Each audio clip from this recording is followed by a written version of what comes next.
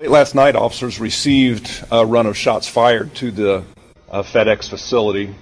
When officers arrived, they found a very chaotic and active crime scene. They found several victims injured and several victims deceased, as well as the suspect who was deceased as well of an apparent self-inflicted gunshot wound. This suspect came to the facility, and when he came there, he got out of his car and pretty quickly started some random shooting outside the facility. There was no confrontation with anyone that was there. There was no disturbance. There was no argument. He just appeared to randomly start shooting, and that began in the parking lot, and then he did go into the building, into the facility for a brief period of time before he took his own life. We are still working to identify everybody that is still on scene there.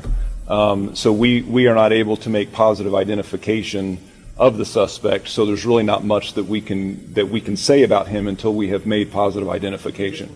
Although we will learn more about this case in the coming days and in the coming weeks, no piece of information will restore the lives that were taken or the peace that was shattered. Nothing we learn can heal the wounds of those who escaped with their lives, but who will now bear the scars and endure the memories of this horrific crime. What we are left with this morning is grief.